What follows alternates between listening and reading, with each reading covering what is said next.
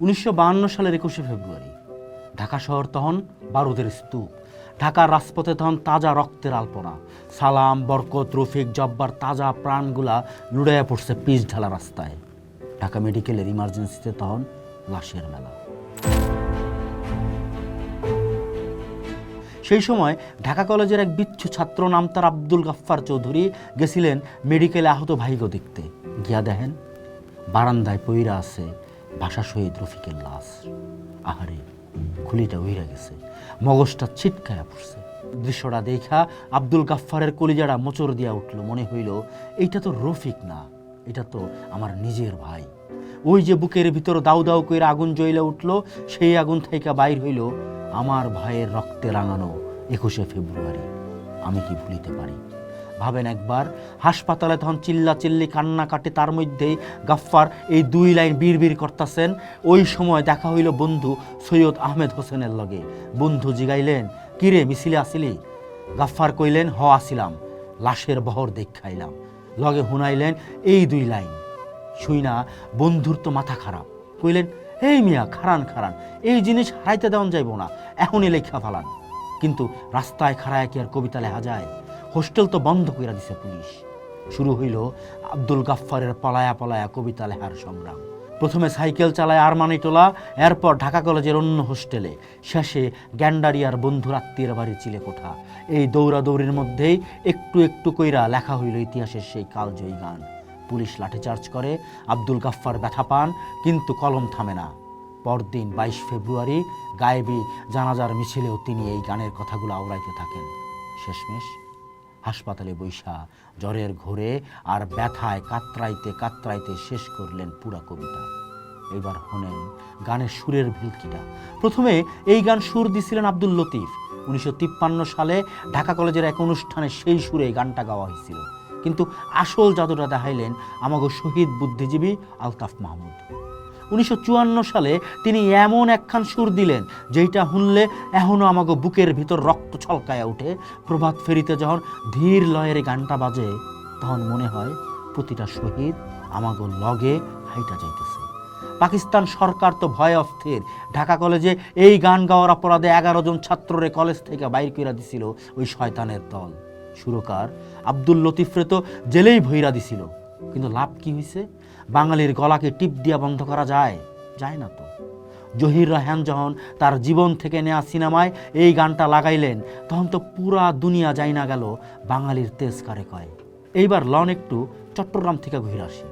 ঢাকা যখন রক্তে ভাসতাছে, তখন চট্টগ্রামের এক টকবকে যুবক নাম মাহবুবুল আলম চৌধুরী পইরা আছেন বিছানায়। চিকেন পক্স হয়েছে, শরীরে 104 ডিগ্রি জ্বর, লড়বার পারেন না। কিন্তু কানে আইসা পৌঁছাইল ঢাকার খবর, ছাত্রগর রক্তে ঢাকার রাস্তা লাল হয়ে গেছে। এই খবর শোনার পর কি আর শুইয়া থাকুন যায়? জ্বরে শরীর পুড়তাছে, কিন্তু মনের মধ্যে পুড়তাছে প্রতিবাদের আগুন। হাত কাঁপে, কলম ধরতে পারেন না, তবুও তিনি মুখে বইলা গেলেন। আর তার সহকারী ননীধর লেখা নিলেন 17 পৃষ্ঠার এক মহাকাব্য, কাঁদতে আসিনি, ফাঁসির দাবি নিয়ে এসেছি। কি সাংঘাতিক কথা ভাবেন। কবি কইতাছেন ওরা 40 জন কিংবা আরো বেশি যারা প্রাণ দিয়েছে, সেখানে আমি কাঁদতে আসিনি, আমরা এসেছি খুনি জালিমের ফাঁসির দাবি নিয়ে।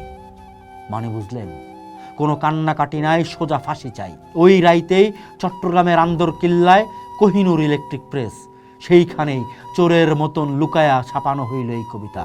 প্রেসের কর্মচারীরা সারা রাত জায়গা হাজার হাজার কপি ছাপায়া ফেলাইলেন। পুলিশ তো টের পায়া পাগল হইয়া গেল।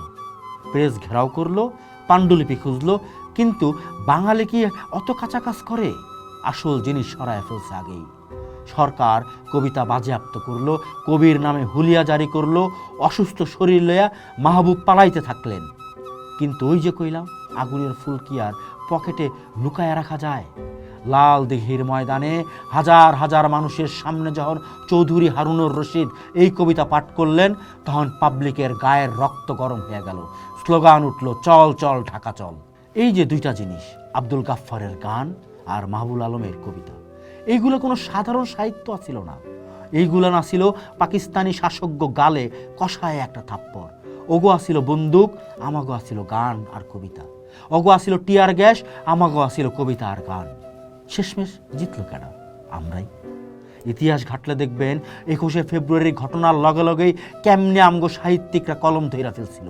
আব্দুল গাফফার মেডিকেলের বারান্দায় লাশের পাশে বৈশা আর মাহবুবুল আলম চট্টগ্রামের রোগশয্যায় শুয়া দুইজনেই বুঝাইয়া দিছিলেন বাঙালি মরতে জানে কিন্তু মাথা নোয়াইতে জানে না।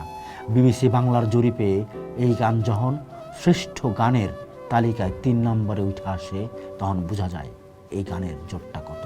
তাই আজকা যখন প্রভাত ফেরিতে খালি পায়ে হাঁটেন আর গানটা গান, তখন মনে রাখেন এই গান খালি গলার সুর না, এটা আমাকে অস্তিত্বের দলিল। পাকিস্তানিরা ভাবছিলই উর্দুই হইব একমাত্র রাষ্ট্রভাষা, কিন্তু আমাকে দামাল পোলারা আর কলম সৈনিকরা মিল্লা অগো সেই খায়েশ কেমনে মিটাইয়া দিছিল সেইটা আজ দুনিয়ার সবাই জানে।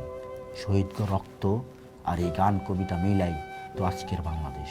যতবার 21শে ফেব্রুয়ারি আইব ততবার এই গান আর কবিতা বেঈমান আর স্বৈরাচারগো মনে করাইয়া দিব বাঙালির লগে পাঙ্গা লইতে আইসো না। আমাগো ভাইয়ের রক্তে রাঙানো ইতিহাস আমরা ভুলি নাই, ভুলব না। পোস্ট দেখুন, ভাবুন, করুন, থাকুন পোস্টের সাথে।